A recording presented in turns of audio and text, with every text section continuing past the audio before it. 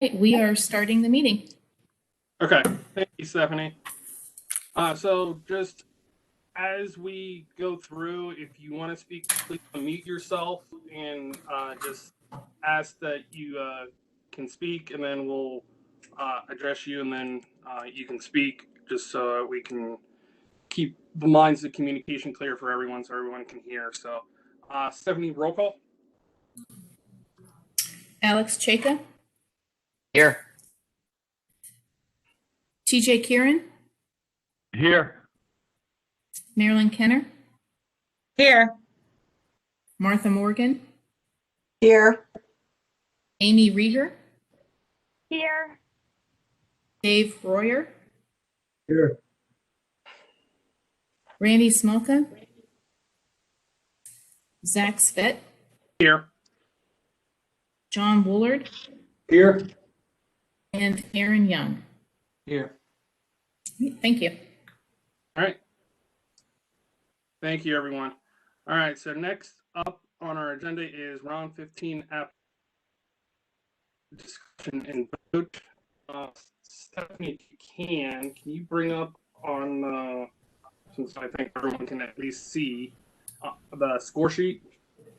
I know it was sent out via email to everyone, but if Stephanie could bring it up too, that would, I know, helps some of us. Yep, I'm getting it. Hold on. Oh, thank you. Yep. Make sure I have the right one up.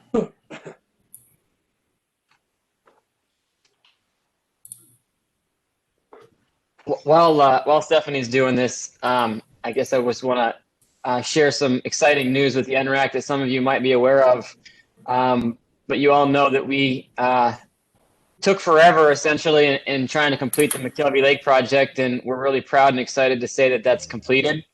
The city of Youngstown now owns that 400-acre property and that 125-acre lake to benefit the residents of the east side of Youngstown. So thank you all for your support in that project previously, and I think it's just a wonderful outcome for the east side of Youngstown. So we're really happy that it's finally done and that it's preserved. Woo, can wipe the sweat off of our brows. That was a great project, and I know City of Youngstown, from what we hear at Eastgate, is excited to get started on making some plans for that. So congrats. It's exciting. Thank you. Mm-hmm. Okay. Absolutely. So we will start our top-ranked project, Mill Creek Metro Park Springfield Forest. That project, the Clean Ohio funds requested is $294,431. Total project cost is $392,575, and that ended with a average score of 113. So I'll entertain a motion to approve the project, and then we can have discussion thereafter. I'll make a motion to approve that project. I second. Okay, we have a motion and a second. Anybody want to discuss the project? If not, we'll move to roll call. I just say I think it's a great project. I think it's very in line with the goals and the focus of the program, and look forward to seeing that land preserved and accessible to the general public. I know I'll speak for. It's the Metro Parks is excited about this project because Springfield Township is one of the 5 townships where we don't have a presence. So to be able to utilize this program in offsetting what the costs would be to the Metro Parks to acquire it and then to develop it. Now we're only down to 4 townships where we don't have a presence. So I'll say, living out here, I am so super excited to see this take place. I can't wait to be able to take the kids there and walk through it. I'm really looking forward to this. I love the expansion out into the township. So thank you. no problem. I'll tell you, I'd also want to add, just because I know we're going to talk about the next round, and I want everybody to have full disclosure. just in the last week, we were notified that the neighbor to the east is selling 26 acres that borders this.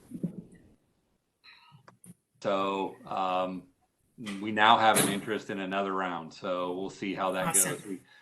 We went from having no presence there to potentially having over 100 acres. Yay, it's a beautiful area. Yeah. Any further discussion? Roll call, Stephanie? Alex Chaka, Yes. TJ Kieran, Yes. Marilyn Kenner, Yes. Martha Morgan, Yes. Amy Reher, Yes. Dave Royer, Yes. Randy Smolka, not here, Zach Spett, Yes. John Woolard, Yes. and Aaron Young. Yes.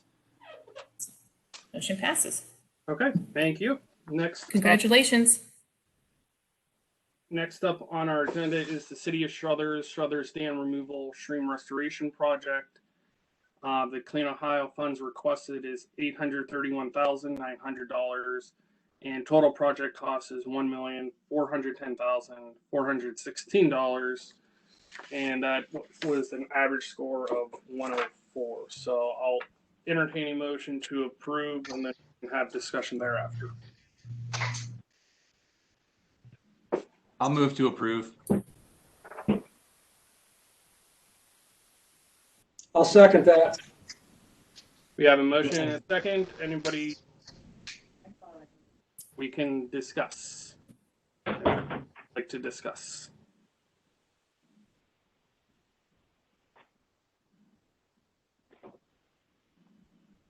I just have to say, I went out and, viewed the site again, and I'm going to be very happy when this project gets done. It really is a huge, imposing structure right in the middle of that river.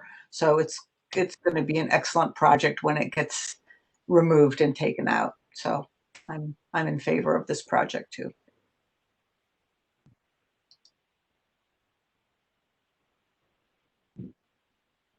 Anybody else?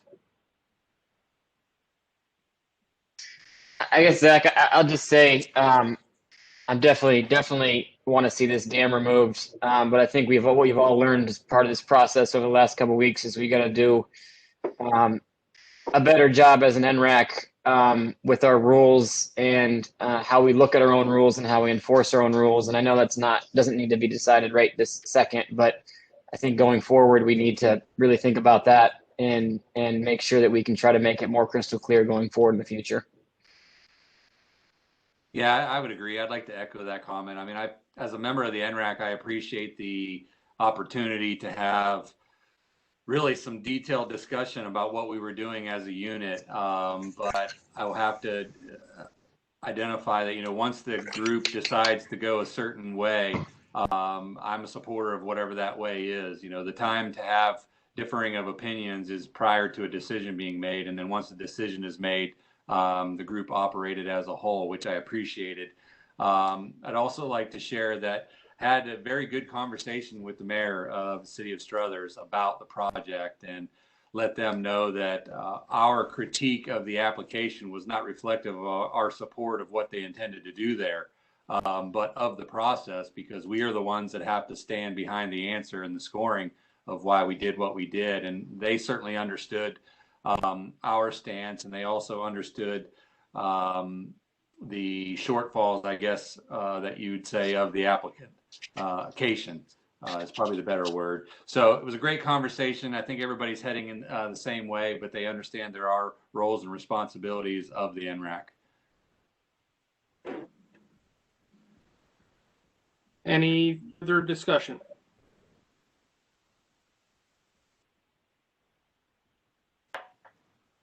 Hearing none, roll call, Stephanie? Alex Chaka, Yes. TJ Kieran, Yes. Marilyn Kenner, Yes. Martha Morgan, Yes. Amy Rieger, Yes. Dave Royer, Yes. Zach Svet, Yes. John Woolard, Yes. and Aaron Young. Yes. All right, thank you, everyone. Both projects are approved for submittal to OPWC for their final action and funding. Okay. So next up on our agenda is open discussion. Stephanie, if you could you tell us, discussing potentially round 16 or round 15A, what is that remaining amount that you can at least maybe give us a roundabout amount? Yep. You know, kind of where we're sitting. Okay, without having any information from Donna with regards to any funding coming back to the round, after these two projects have been funded, we have a balance of $2,161,719. Okay. Thank you, Stephanie. Mhm. So under open discussion for so scoring methodology updates, supplemental round. So just so everybody is aware, for us to get a supplemental round in, we would not be able to change our methodology. I would like to hear how the board would like to proceed in terms of, do you want to see the methodology? Do you believe that there's enough changes to be made that we should do the methodology change now? Or because we have $2 million, would you like to see a short round A?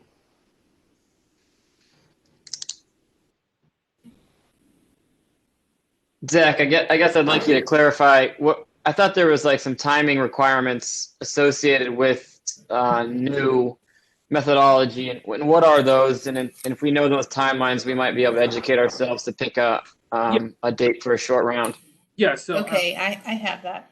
oh, okay. So according to OPWC, the NRACs are required to allow a minimum of 60 days from the commission's approval of the respective project selection methodologies to accept applications. So if the methodologies remain unchanged, the commission needs to be notified accordingly. So we have 60 days upon their approval to begin accepting applications. So if it's accepting applications, Alex, that would say January. So, you know, really we could change it. Late would be October, right off the top of the head. Well, if we're going to talk about a supplemental round, I would start with that first. As far as I guess there's a couple of different things we need to talk about here. One is if everybody agrees that we should change the scoring. And if that is the case, then we can talk about how that impacts the supplemental round or not. So I think maybe we should address how folks feel about the scoring first. Yeah, absolutely. Yeah, Stephanie, can you clarify what you were talking about? I interpreted what you said as 60 days after they approve the revised scoring. Is that what you meant? yes, it says 60 days from the commission's approval of what we send down to them, that we are allowed to accept applications. So, for example, let's say we work all throughout February to update our methodology, hypothetically. And let's say hypothetically, we approve them on February 26th. We'll send them down to OPWC. And hypothetically, let's say it takes them till March 26th to approve our methodology. So once they approve it, we would have until, I want to say approximately May 31st is when we can start taking applications. So we would have to have a speed round in June if we want to. So people would have to have applications ready to go by June. So if you had all your information by, say, June 1st, then I think we could have a speed round. Okay. I don't think we were really talking about very many substantial changes to the completeness review or the methodology. I mean, the one issue that Alex brought up on the completeness review regarding the construction activities exceeding the cost of the appraised value, sounds like OPWC had already changed that. You know, that seems like a pretty simple change to make. What were the other major changes we were talking about to methodology? So I can speak to a little bit of that, at least from my perspective. There's at least a couple things within this square we need to clear up, just in terms of language. But there's also a lot of what I would call double scoring from part 2 and part 3 that I think we need to look at also. That, you know, particularly in, you know, these two applications, when we were looking at the endangered species in particular, that, you know, that was a 23 points between the two applications, or sorry, 23 points that the applicants lost, that, you know, you shouldn't get double punished for not having something. So that's why I would like to maybe address some of those and try to minimize some of those impacts for applicants.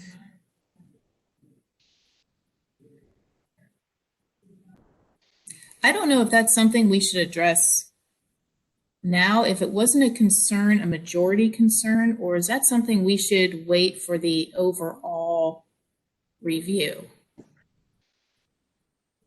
Yeah, you might be right, Stephanie. I mean, we can always amend the rules at whatever schedule we want to later. It might behoove us to do some short term or make some changes now that we saw that were obvious in this last round and go with those.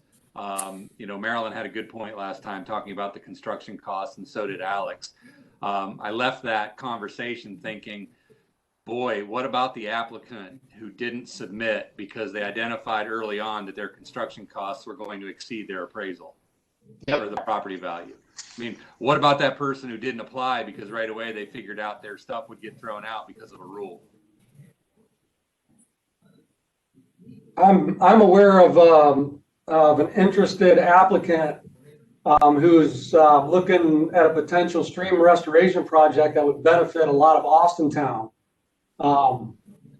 And this particular component in the completeness review would be a factor in that project. So I think another point to that would be, does that construction cost apply to land acquisition only, or does it apply to that's been purchased by the applicant prior to Clean Ohio? And do you hold those construction and restoration costs at, I don't want to say like on the thin line there, just because they've purchased the property on their own prior to Clean Ohio, but they're coming to Clean Ohio to restore the stream. So the way I read that was that is in regards to land acquisition. So I think we need to figure out where that is applicable, and maybe OPWC can guide us on that. Yeah, I mean, it might be to the point where, you know, the NRAC as a group identifies, why are we being more stringent than what OPWC would be? And if OPWC already scrapped that requirement, why would we want to consider it? I mean, let's make it easy. If OPWC doesn't need it, why do we need it? I agree 100%. I mean, I don't think it would take a whole lot of time to change, you know, make these changes if we just strike that. Agreed. You know, because this project that I'm talking about, this potential project in Austintown, that this would be a factor because this would be an acquisition and a restoration. Yeah, it's going to be hard to penalize. I mean, it almost sounds like we're penalizing somebody for restoring things back to at least trying to restore it back to where we can, given the constraints that are there with nature. We're also penalizing ourselves debating something that OPWC doesn't think needs debated. Absolutely. True. Stephanie, this is TJ. Yes. Do you think it's possible that we could do a compliance analysis with OPWC requirements to identify any cases where we're more stringent? And those would be things that I would like to discuss. I could talk to Dawn about that, sure.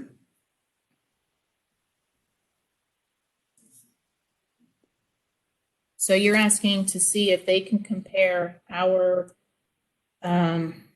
methodology with their requirements to see if we go above and beyond what their minimum requirements are, correct? Yes, I mean we know in this one instance that's the case. I'd like to see if there's others.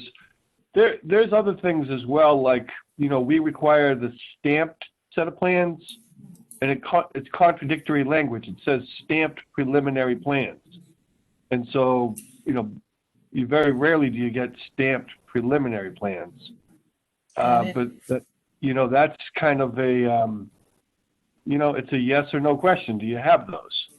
And I mean, I think the whole thing needs a thorough review, but I'd be open to, a quick review for OPWC compliance, and to tighten up a little. Excuse me, I don't mean tighten up. I want us to be able to be more amenable to dispersing the funds. But at the same time, I think that there's a lot of contradictory language in the requirements that does need to be examined. Okay.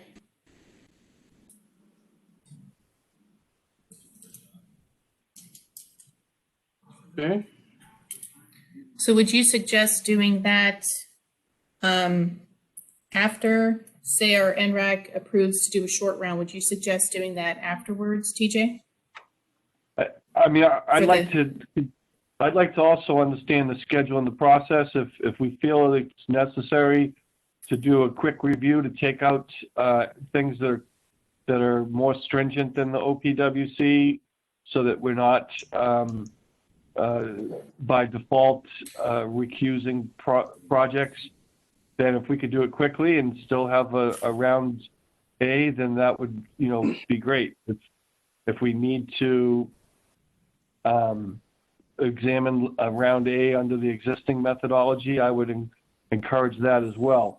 I'm aware of a township in Trumbull County that would like to see a round A for an acquisition project. And so I'd go with the majority of the group on that one. Okay. Be better to not change our methodology, have a 15A, and then change our methodology later when we have more time. I'm sorry, I'm gonna have to be on my phone now because the internet went down over here. Of course. Hey, at least you're M. Kenner now. That's true. Yeah, but wouldn't it make more sense to worry, because that methodology is going to take a long time since we're starting to find things.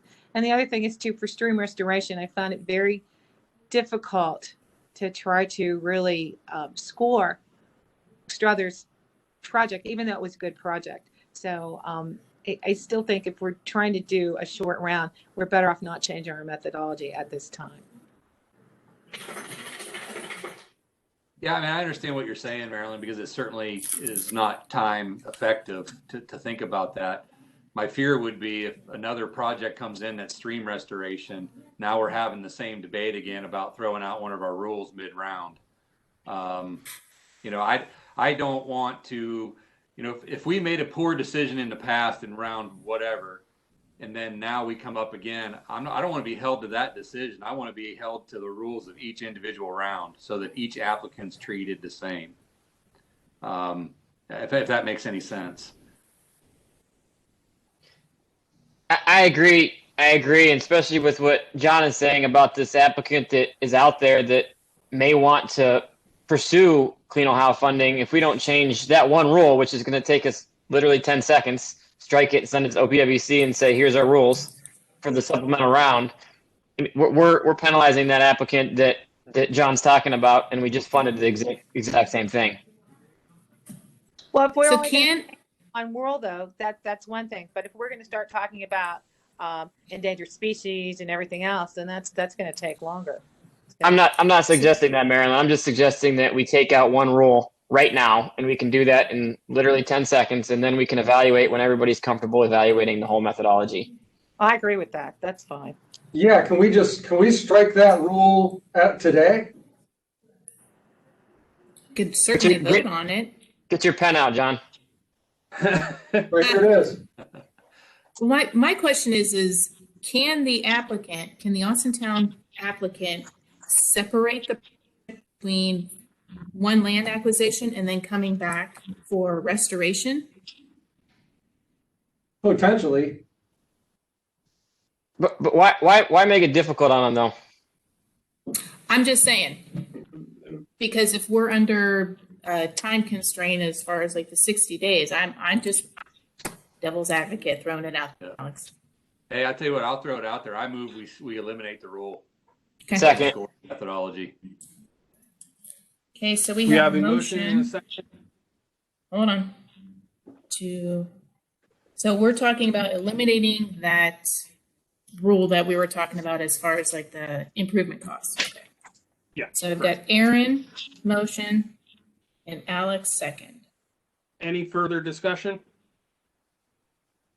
My question is, so that then we will be submitting this to OPWC and our 15A round gets kicked the 30 or the 60 days for them to approve this change in our methodology. Is that correct? Correct. We've got to figure out the dates in which we're doing the short round. That'll be next up on our docket. Once we get the approval for the rule change, we'll discuss the dates in which we will be doing the short round. Then we'll send that all down to OPWC for approval. Gotcha. And my other quick question was there anything else that people who are familiar with our form noticed we can strike quickly together with this and get done today and submit down there for this 60-day period? I'm not the person to do that, but I know Aaron and Alex and Marilyn, you guys have been working with this form for many, many years and maybe know of other provisions in our form that, and John, I think you also, that we could just say, we know that they do not comport with OPWC requirements, which are much looser, and so we can just strike them.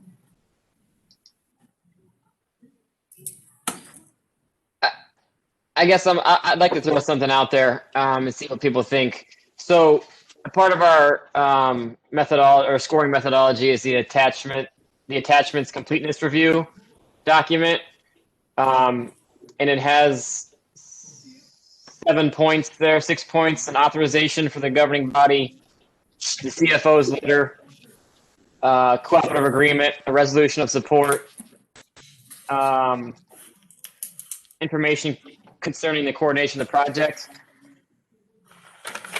I think we should require that at the application time, and if they don't have it at the application time, it's not an eligible project. And the only thing I'd like to add in there, Alec, is I think we already actually have that in the application, but we don't have we give the authority for the chair and the liaison or the board to reach those up. Well, I mean, the authority would be to the whole NRAC, but I think we should have authority. That authority is what I'm saying. Okay, and that's what I would like to have in there, is to have that authority sit somewhere so the board can make that decision if that's how we want to have that decision made.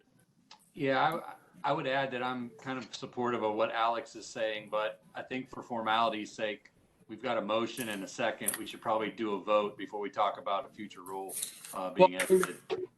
I was in the same boat, but I was willing to let whoever made the motion amend the motion if we wanted to add that in there. I Okay, just let's assume get do through it this one at a one. time. Okay, Yep, that's I agree. Roll Okay. call. Yep, please. Alex Chaka, Yes. TJ Kieran, Yes. Marilyn Kenner, Yes. Martha Morgan, Yes. Amy Rieger, Yes. Dave Royer, Yes. Zach Svett, Yes. John Woolard, Yes. and Aaron Young. Yes. All right, we will strike that rule. Okay. All right, item number 2. So back. So let's out, and then we'll get a second. Then we'll have discussion. Can you also repeat what your Yeah. motion is, please? I'll try my best. Paraphrase. The motion I would like to make is to give, give the NRAC council the affirmative action to to announce the project ineligible, not score it, based on the fact that they do not provide the 6 points in the completeness review at the time of application or by the end of the curing period. Probably by the end of the curing period. So when they have to resubmit their final full application, I would think. Correct? I'd like to know what the NRAC thinks. Hey, so to the NRAC, would you guys feel comfortable if we moved the question and answer prior to the end of the curing period so that it gives the ability for the NRAC to request something within that application so that, because me and Stephanie, can't catch everything, as much as we probably try. So, I think having that ability for you guys to ask something and get it back, and then for it to be in the application, I think would be helpful. But I just wanted to bring that up for discussion.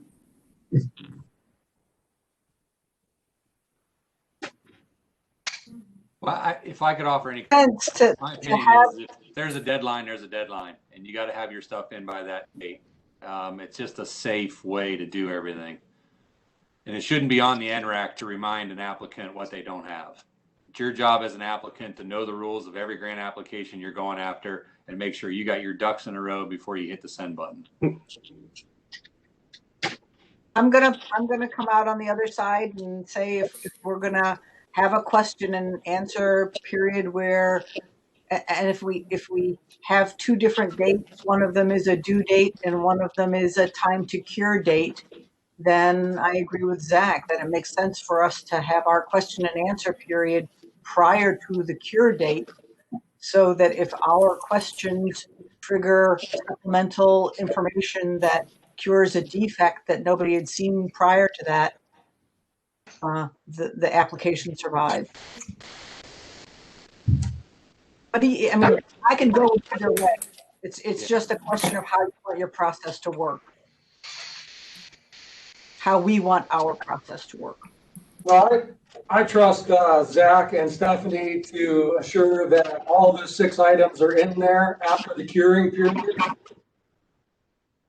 And I would second Alex's motion that all of those 6 components have to be present in the application after the curing period.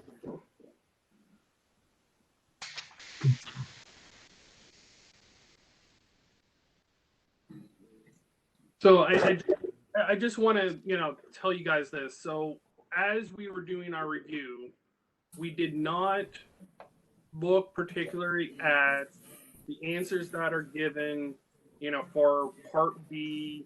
So we're not looking at the body of the application in particular. We're looking for, the resolutions, those types of things, and really those 6. In particular, so it maybe doesn't answer some of those questions you might have within the body of the application for items like that.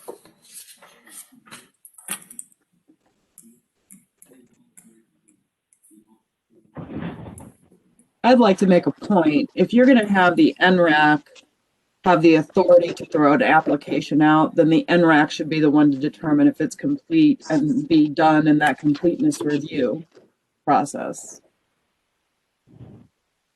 It's the entire NRAC looks through the application to determines. Is that correct? Yeah, to determine what is missing, if there's something missing that needs to be submitted by the end of the cure period. Okay. If that's the route you Rather choose than- to take. Rather than having myself and or the chairperson do it, everybody does it.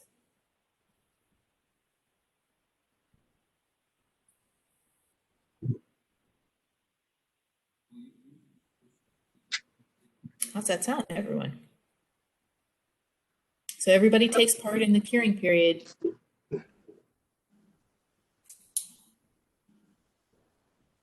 Thoughts, further discussion? So we do have a motion and a second on the floor. I think that's fine, and I think the motion as put out there is still valid. Yeah, correct. So if there's no other further discussion on the motion on the floor, we'll take a roll call to vote on that motion. Okay. Alex? Jacob? Karen? Yes. Marilyn Kenner? Yes. Martha Morgan? Yes. Amy Rieger? Yes. Dave Royer? Yes. Zach Svett? Yes. John Woolard? Yes. And Aaron Young? Yes. Okay, motion passes. Thank you, Stephanie. Is there any other items that we want to change prior to the short round A? Because if not, we'll just start discussing the schedule for the short round A.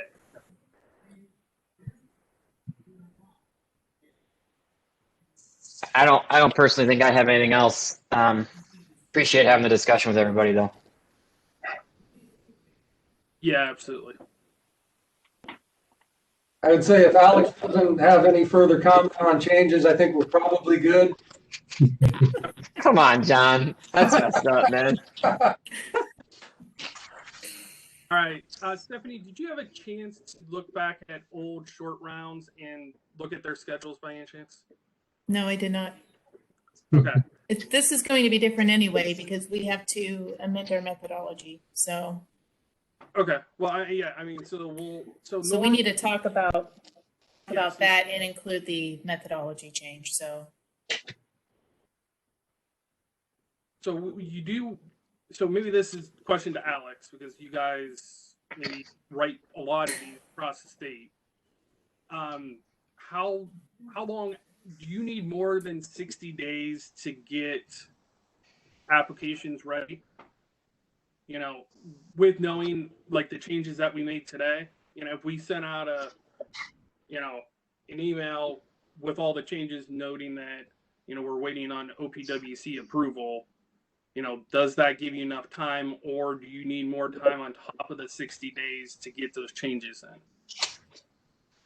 in? You know, I think applicants can put a project together in 60 days, but I guess what I would propose for people to discuss is that we're going to make these few changes. That's going to happen relatively quickly. I think we're all confident that it'll happen in the next month or two, right? So that puts us at the end of March in a worst case scenario. And then we have 60 days from there. I propose doing a short round and having applications due around June 15th. I think gives people a decent amount of time. It's really right in the middle of our current schedule, right? Our current schedule deadline would be somewhere at the end of November based on last year.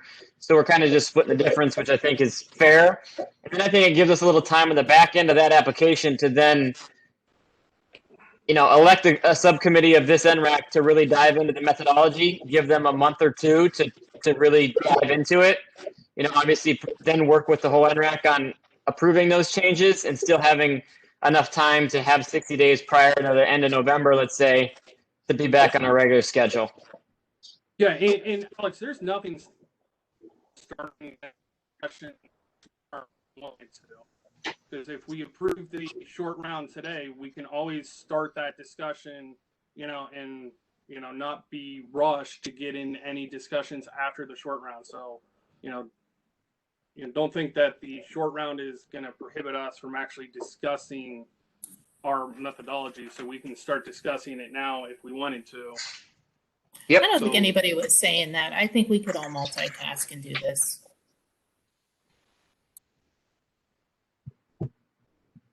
Yeah, it works for me. Okay, so if we start June 15th on our short round, or have the applications due June 15th, I'm sorry. That's a Tuesday. Is that a Tuesday? That's a Tuesday. The 18th is a Friday. Okay, so let's change it to the 18th then for applications due.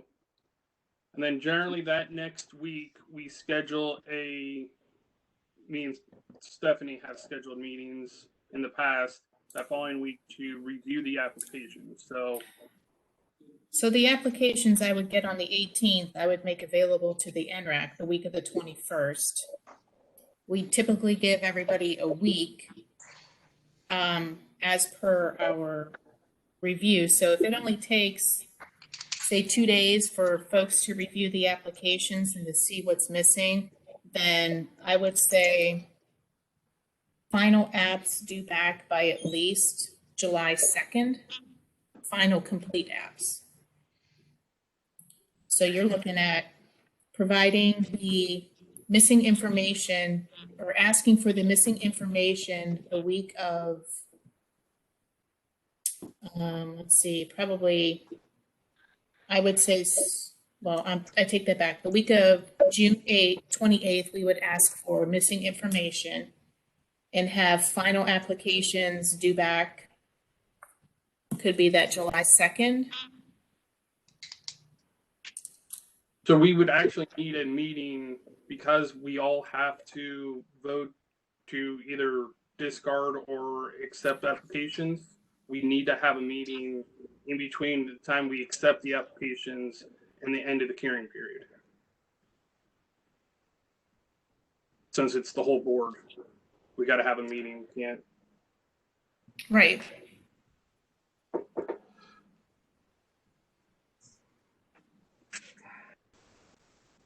So is there a date between we'll say the week of the 21st, or do we want to push it to the next week, the week of the 28th?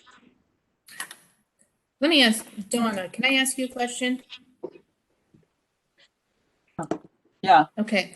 We have two things we want to change in the methodology to prepare ourselves for a 15A. And if we submit those, say, next week, the 29th, what are the chances of having OPWC approve it within the month of February? Oh, I think that's pretty likely, yes. I think it shouldn't be more than a couple weeks at most. Okay, so we're looking at being able to receive applications sometime in April, by late April. So between the time we submit our methodology, folks should be working on getting their applications together and ready to go, like shovel-ready applications. So we can avoid having a June meeting and cramming everything in and still have April, May, pretty much all of April, if not half, all of May, and potentially all of June to get this round 15A in the books.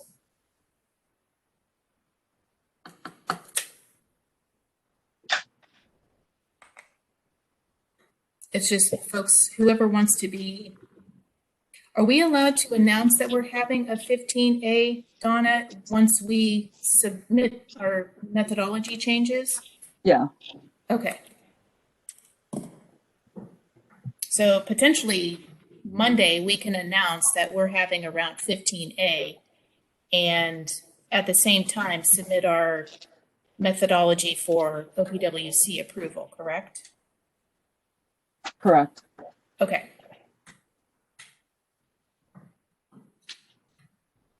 So let's say Monday, I make those changes, and on the 25th, I submit our OPWC changes or methodology changes.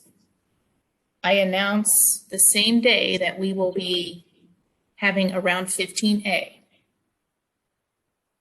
So we could say, let's see, applications due by, how soon in February do you think, Donna? Would OPWC approve it, the methodology? It's dependent upon what's on Linda's schedule, but I'm guessing it'd be pretty quick, within a couple Okay. weeks. Yeah.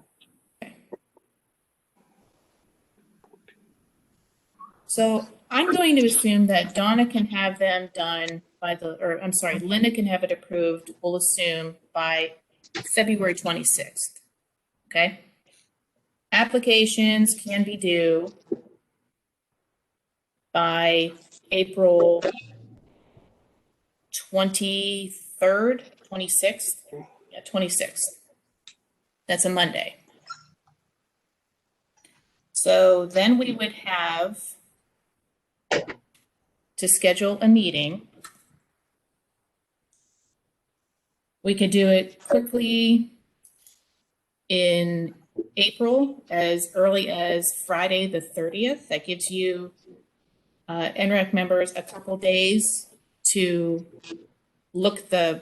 initially look through the applications, and say we hold a meeting the week of May 7th.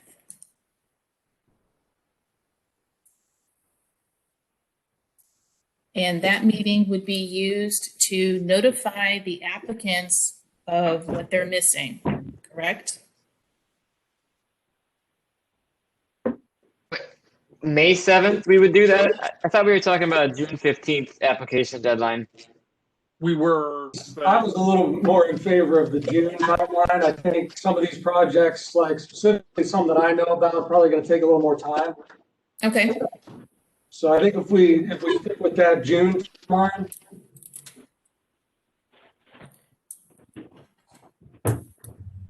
You know, if you want them due on a Friday, you know, we were talking about the 18th. You can have them due June 4th, June 11th, or June 18th. Those are all Fridays in June. June 18th works, I think. Okay. Okay. So then maybe have our meeting on the 25th. That gives it 1 week after. Yes. And then that will, you know, that meeting will be for the total review, and if the board needs to kick a project for not having one of those six. So, so that'll be that meeting. And then we usually give 2 weeks, Stephanie, right, for applications to be due back after, you know, that curing period. I thought it was a week. I think it's a week. Let me take a look.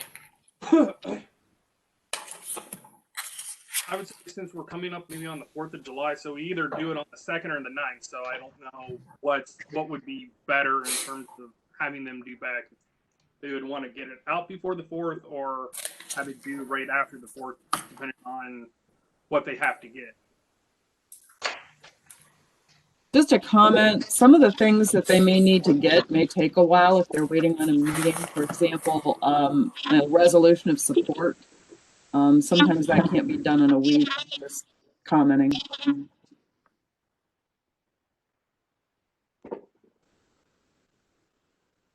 So Yeah, I agree with Donna. We have the deadline set at the 18th, but then we have the final app on July 2nd. It seems like that's not enough time for somebody to compile materials that they need to get for final approval if we identify something that's deficient. So remember, you guys we just made the motion that if any of those 6 things are not included, that the application is to be rejected, and it will be rejected at that meeting.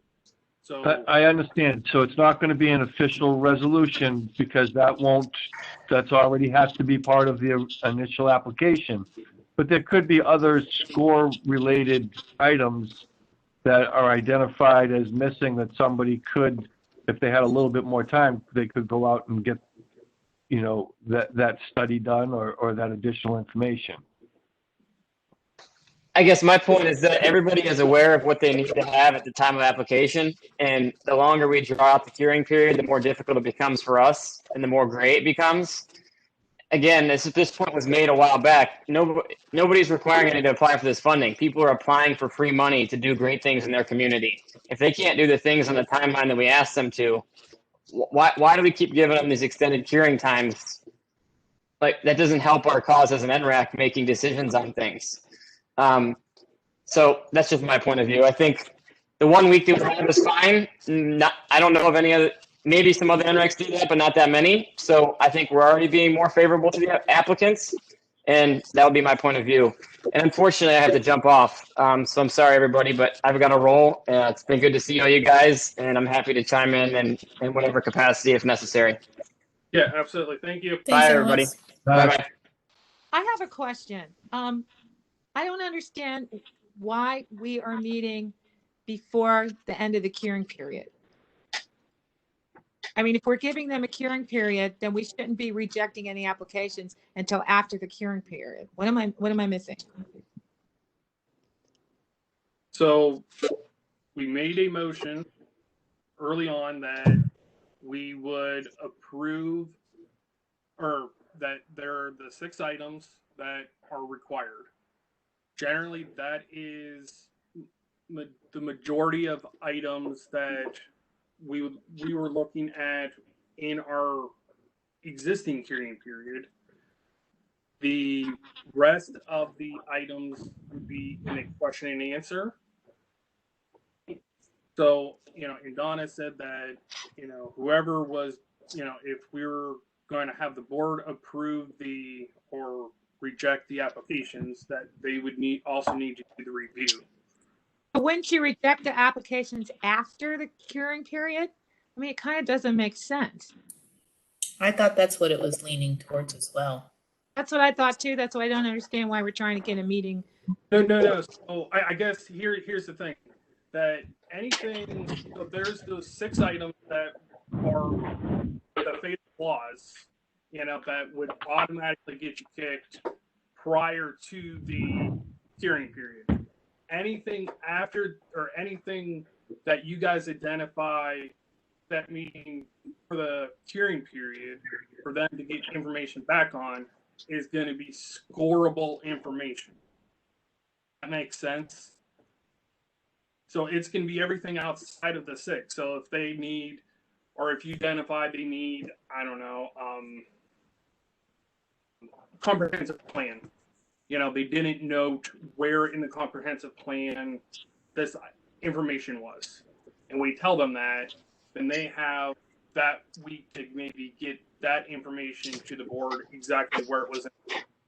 Or maybe the endangered species, since that's a big killer on points, that maybe they didn't have that and say, hey, if you do this, you may be able to get more points.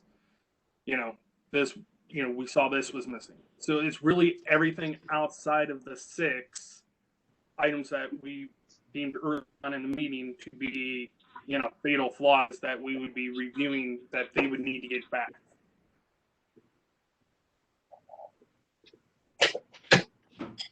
I don't think as a committee we should be telling people that they need to look for endangered species or make sure they have an O&M plan or any of that. It's already in the application. They know our scoring methodology. It's already in there. I think that if we're going to review them all as a committee, then there is no curing period. I don't see why there would have to be, because now we're telling them when they submit their applications that those are the final apps, because now we're talking about whether accepting them or rejecting them. Okay.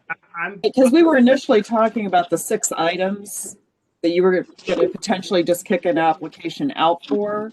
And then there was discussion as to whether or not you were going to allow a cure period, and then you chose not to. So I don't know that you definitely need to meet.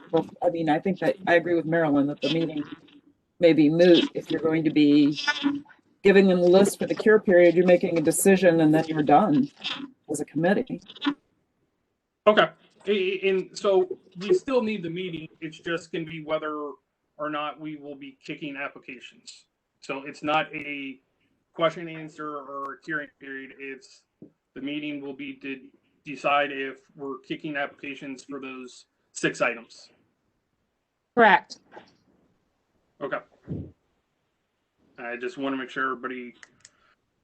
So when applications are due on the 18th, they are final applications. So then we can have, typically we give about 4 weeks after everybody receives the applications, the chance to score them. We can shorten that time period. I know that's what we typically do. So what do you guys want to see in terms of timeline after, we'll say even after June 18th? You're getting ahead of yourself. We still have to have a question and answer meeting with the applicants, and then we score them.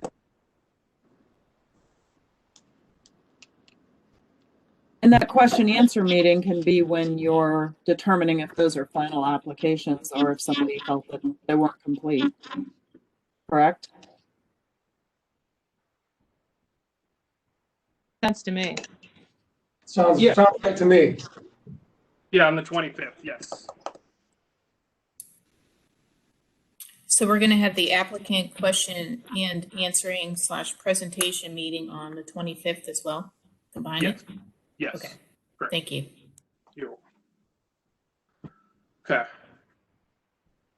So final applications would be due back, or not final applications, I'm sorry.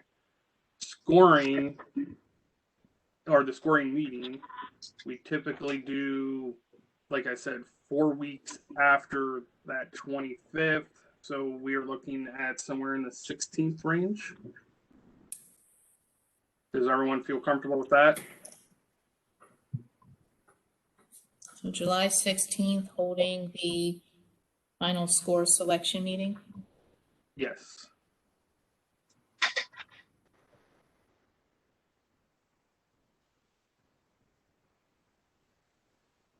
I don't hear So any scores would be due on the 15th to Stephanie. And score sheets, please. Yes.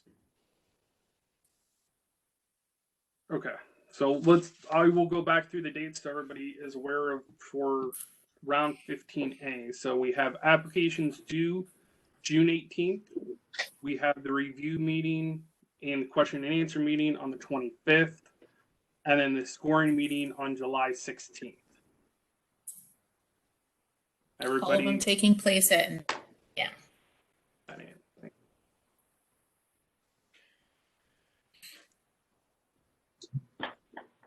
I would like to get a motion if that's okay with somebody.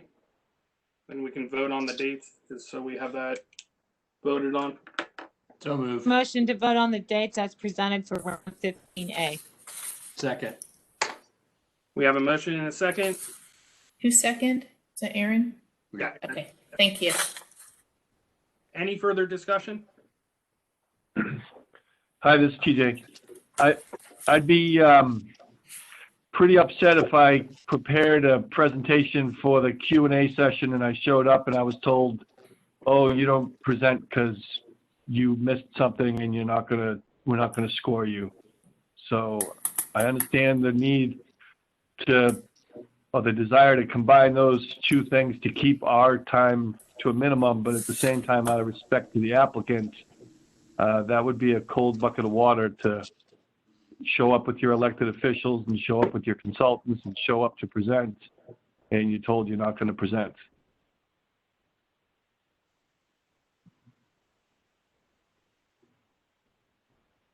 I agree. I mean, we've already, when I started here, we already cut out one set of pre-review meetings that we had to participate in.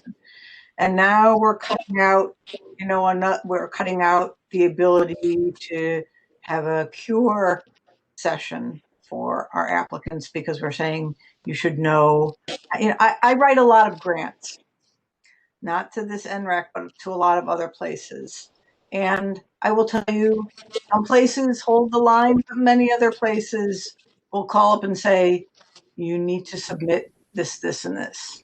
So it is simply a question of how we want to proceed. We can be very firm on our line, but there is nothing that requires us. We have in the past had a procedure, it sounds like, to allow people to cure. It's not clear to me why we are choosing to disallow that process. But we should certainly not have people show up with their elected officials and tell them that they are not permitted to present. That is so politically not a good move. I would completely agree with TJ. Not on the same day. That is a very good point.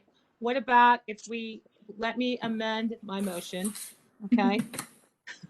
That the applications will be due on June 18th. The NRAC review will take place on June 25th. At that time, we'll make the determination who goes forward for the question and answer, and we would schedule that meeting for July 2nd, which is a Friday. And then we can move the final scores to July 23rd.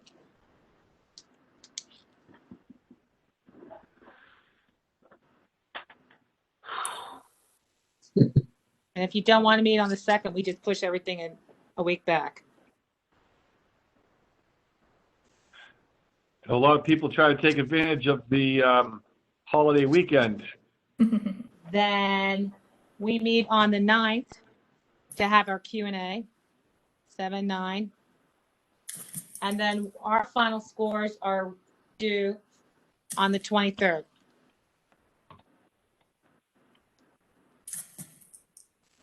That only gives us 2 weeks to score, but I mean,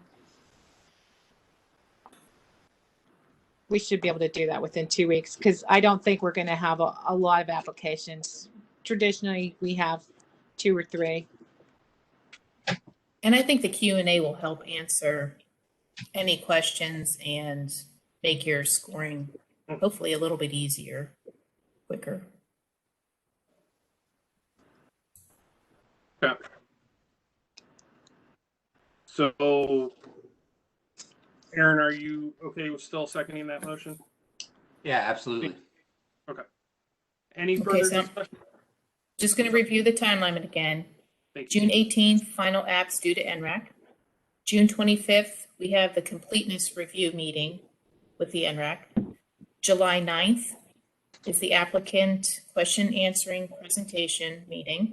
And July 23rd is when final scores, that's our final score and selection meeting, with scores now due on the 22nd. Hey, that's my birthday. Happy birthday to me. Just so it's clear, I don't know if I missed something, but we're gonna have these applications due on the 18th. When are entities gonna be notified if they have a deficiency, and how much time are they gonna have to rectify those deficiencies?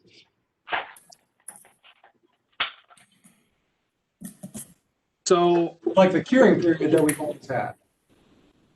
So, could we allow them to turn it in on July 9th with the applicant question and answering session? I think that's fair. So I guess I'm confused on where we're at this point, because we said we had the 6 items that were going to be the fatal flaws.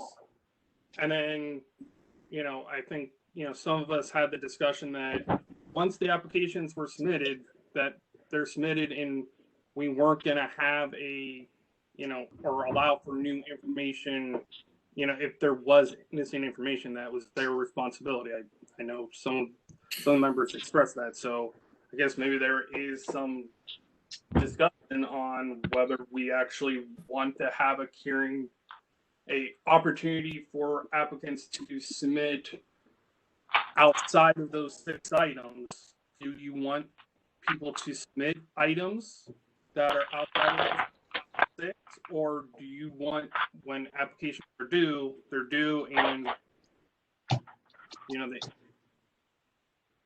the question and answer is really just to help us clarify items within the application, or at least as a current stance. So, you guys thoughts, concerns? I mean, I know it sounds fair to allow them to keep giving us additional information, but going back to Aaron and Alex's point, they know what they have to submit. Just if they don't submit it, then I think we have to kick it out. And like I said, I mean, how many times do we get an application and we have to sort of interpret what they really wanted? I mean, people are getting a little bit better at the applications, but I mean, I could remember a couple that we've gotten before where he just really didn't even know how to score them. So I just really feel that, if they don't have all the information, that we should just kick it out. And, I write a lot of grants too. And if you don't have the information, it gets kicked. They don't give you a chance to give them additional information. I think we did the curing period all this time for a reason, and I just personally feel that giving an applicant 2 weeks, if there's one of those 6 items missing specifically, not the discussion got ambiguous when we started talking about endangered species and all this other stuff. And I think we were just talking about the 6 components. And if there's a resolution of support missing, we were giving an applicant 2 weeks to get that to us.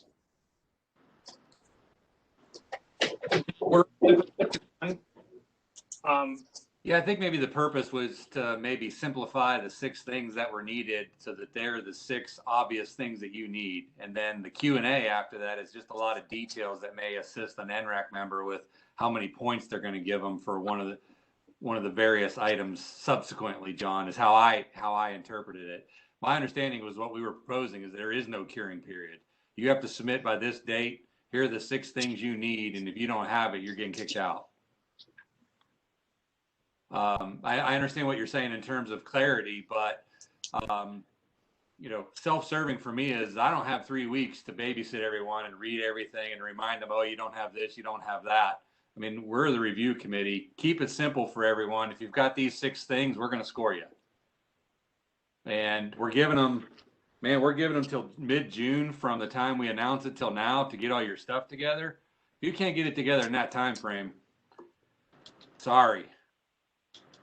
Well, another point, Stephanie and I have opened ourselves up to applicants. If they have something they want to run past us, they can always do that ahead of time. So it isn't like they don't have an opportunity to ask questions or have some feedback.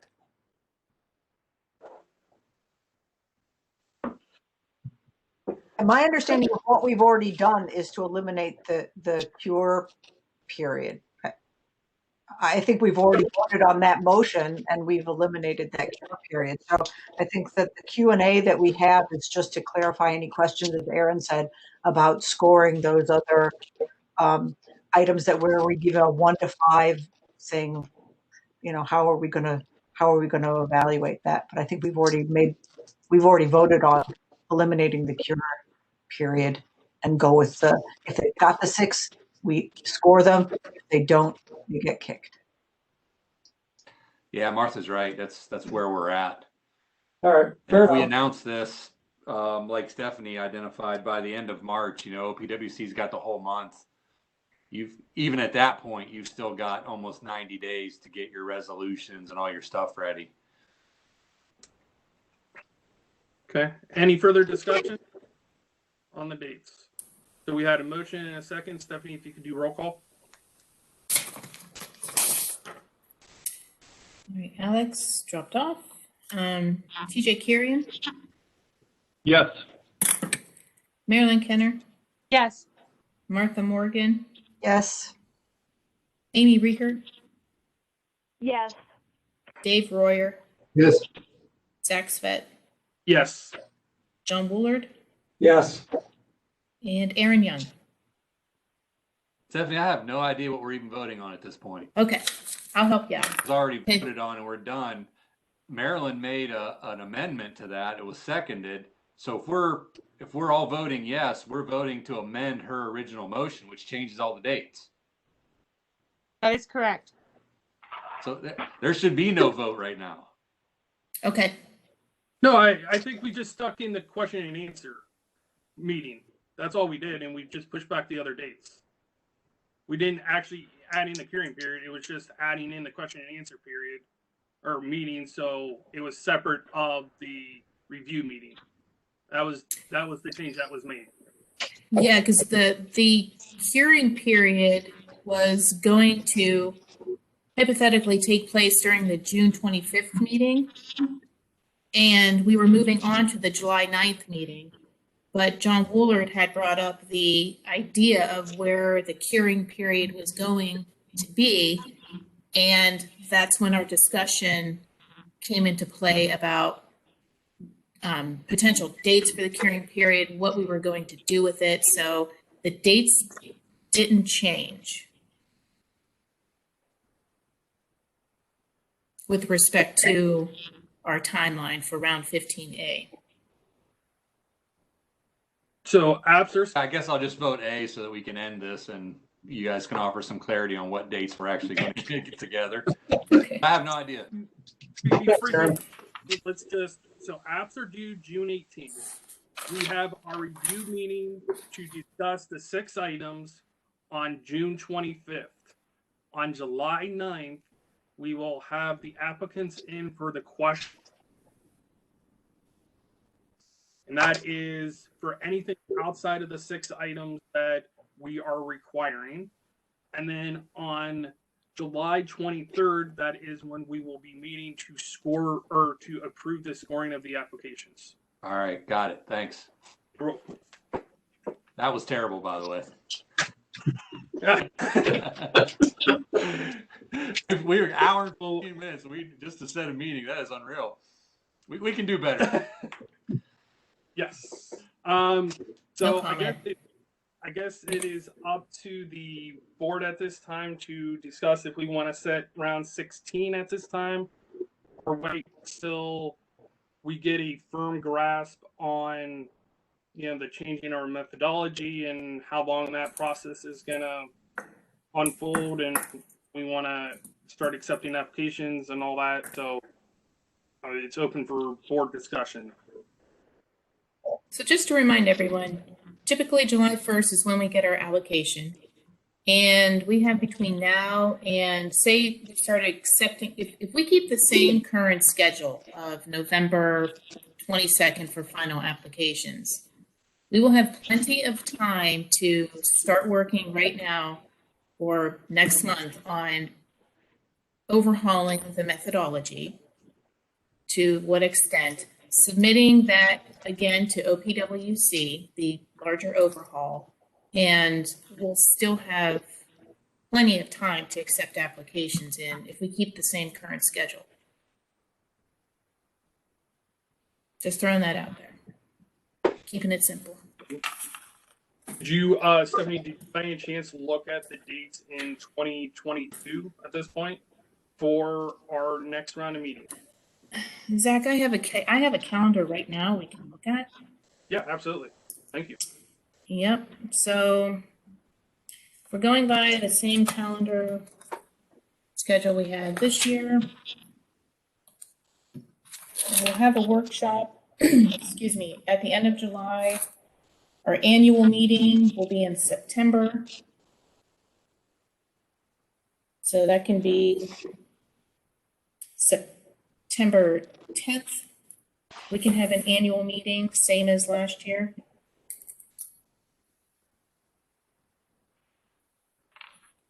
That's when we will vote on the chair, vice chair. All right. Full applications due to Eastgate would be November 19th. That's one day earlier than this round. November 19th, full apps. Yeah. All right. We're doing away with the completeness review. But we will still need to have a review meeting for the board to vote on if there's any applications we need to reject. So we can have your pick, either the following week, which is Friday, November, oh wait, that's going to be Thanksgiving weekend. So I would say December 3rd, Friday, for the NRAC to meet to review the projects and determine their eligibility. That works. I'm going to call that the NRAC eligibility review. All right, let's see. And then applicant presentations could be January 7th, 2022.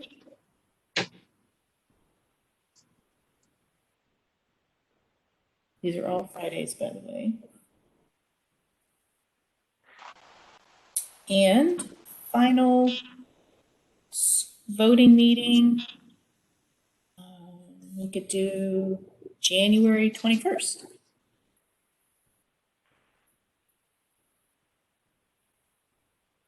Sounds good to me. All right, so what was the second to last meeting, Stephanie? Question and answering applicant presentation. Yeah, I just didn't get that date down. Mm-hmm. January 2nd. Okay, thank you.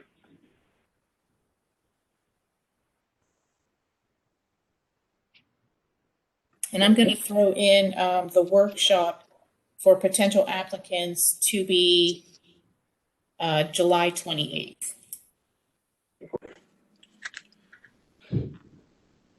Again, all these are going to be at 9 a.m. 9 a.m. Unless anybody wants to change those times. I'll go through the dates. Yeah, please. Thank you. Okay, July 1st, 2021 is funds available, fingers crossed. July 28th, 2021 is our workshop. September 10th, 2021 is the annual meeting. November 19th, 2021 is when full applications are due to Eastgate. December 3rd, 2021, the NRAC will hold their eligibility review meeting. January 7th, 2022 will be the applicant presentation / Q&A. And finally, January 21st, 2022 will be the final scoring and vote meeting.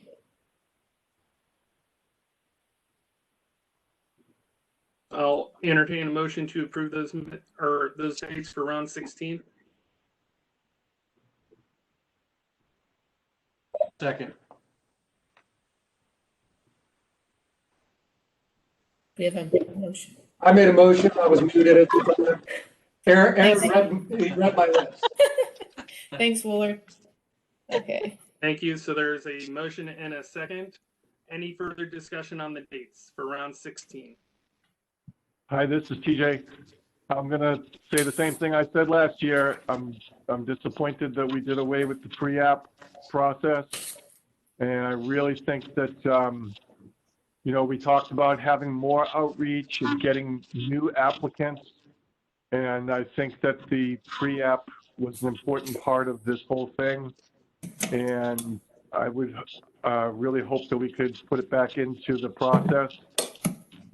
We also talked about potentially coming up with different scoring methodologies, one for acquisition and one for restoration.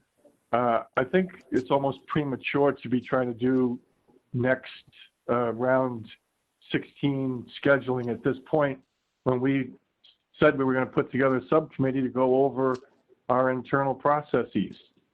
I don't understand why this has to be done today. Well, I think to Stephanie's point, I think we can do a 60-day window, which would be, what's the 60 days prior to November 19th? About September 19th? September 19th. So I think between now and September 19th, to Stephanie's point, I think we can make those wholesale changes and get that done. We will probably need to maybe set up at this meeting, a next meeting for the full board to discuss what items that they would like to see, and then maybe at that meeting set up a committee to start making changes. You know, because I want to have at least the full committee's input in what changes need to be made, but I think a small committee can make those changes and bring it back to the full committee for approval, like we've done in the past. Well, I'm just going to say again, I think that doing away with the pre-application was a mistake at the beginning. I think it's a disservice to the people that we're trying to represent. And this scheduling was not even an agenda topic today. We were supposed to be just scoring and voting on these projects. I wasn't prepared to sit down and get into the nitty-gritties of next year's scheduling, but I would hope that people would agree with me that the pre-apps are necessary. I guess circling back on another topic that TJ brought up earlier, we didn't ever vote on it. I'm assuming, Stephanie, that we don't need a vote on it, that you can just do it, that we can request an analysis comparing our methodology with the OPWC requirements so that we can, before we even our subcommittee, the whole NRAC can see where we are more strict or where, where we differ from the OPWC requirements, and use that as sort of a jumping off point for this discussion of our changes in our methodology. We don't necessarily require that as a vote. That is something that, as a liaison, I can take and relay to OPWC and request that type of review. I can go through it with Donna. Right, that's my assumption that yeah, we need to give you a vote on that you will just go ahead and do that having been discussed. Oh, yeah. Yeah, absolutely. Because as we go into, and as we've done in the past with the scoring methodology, we've taken everything that we've needed and put it into those meetings. So if these are things that you're requesting, then I have jotted them down and they are on my list to email to OPWC with everybody copied on it.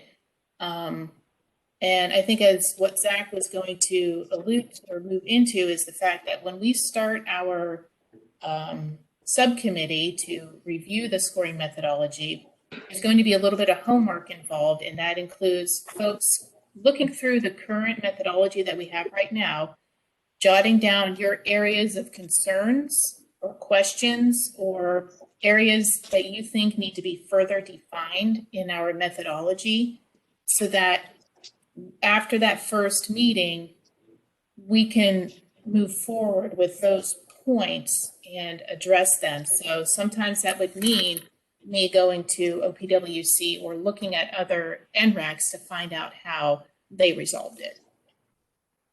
That would be helpful. Absolutely. So if you have anything between now and when our first subcommittee is, for example, Martha, if there's anything you want me to look up, I will go ahead and look it up for everyone. I know Amy had mentioned last time about other NRAC methodologies with regards to, I think it was stream restoration. I do have that on my list to review the other NRAC districts. So just whatever you need, just email me, please. Okay, so we have a motion and a second on just the timeline for round 16. We're not approving any sort of methodology as of yet. We're just approving the timeline since we're discussing that timeline. And then once we meet in the subcommittees and as a committee of the whole, once we approve the methodology, obviously that'll be approved at that time. So if there's no other further discussion on the round 16 timeline, I'll ask for a roll call. Okay. TJ Kieran. No. Marilyn Kenner. Yes. Martha Morgan. Yes. Amy Reher. Yes. Dave Royer. Yes. Zach Svet. Yes. John Woolard, Yes. and Aaron Young. Yes. Motion passes. While we're talking dates, let's talk about our, a potential next meeting. How far out, Stephanie, do you want to push? Do you want to, give yourself time to get answers for talking about the next or round 16 methodology? And then for us to meet as a full board to get everyone's concerns, thoughts, and then we can set up a subcommittee at that time of people that are interested in moving that forward. I can start as early as February 5th.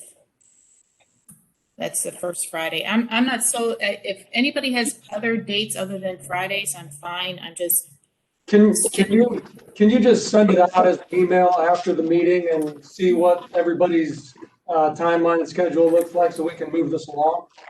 I will do a doodle poll for that. Thank you. You're welcome. Thank you for that suggestion. Okay. So Kindly appreciate that. I just want to start thinking about what, if you have even the smallest issue with anything within our methodology, and that starts within the completeness review that's at the beginning of the application, look through the whole thing, bring those, so we have a, complete laundry list of items that people want us to review.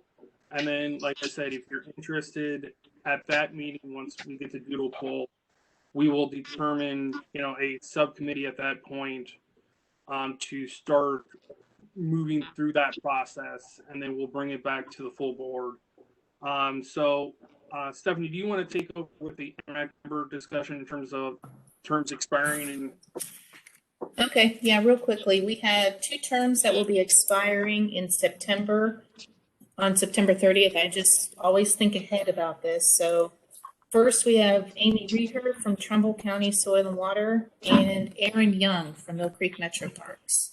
If you wish to continue on the NRAC, we'll need a letter from your board with regards to, I forget what the term is, reappropriate you. appointment. Thank you. Nomination, Reappoint actually. you. Yeah, reappoint. What was that, Donna? It's actually a nomination, and then the district integrating committee does the appointment. Okay. There we go. So renomination. And then I will also put out a call for nominations. So I usually try to take care of those at a District 6 integrating committee, which is the infrastructure side, because they're the folks that vote on who gets on our nomination forms. So I will coordinate that with Ed Davis of our office. We're also going to look to fill a vacancy for the spot that Lauren Johnson had filled. Her term was expiring this year as well. And her representation was from businesses, local realtors, or a planning agency, including a Port Authority representation. So that's the category that we could look to fill.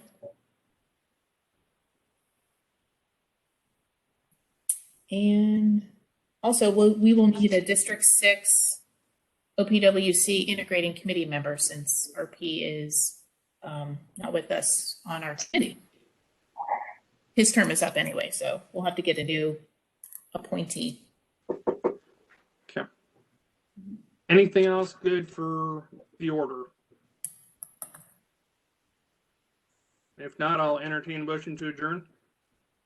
I'll move. Second. Favor? Aye. Aye. Aye. Aye. Thank you, everyone. All right.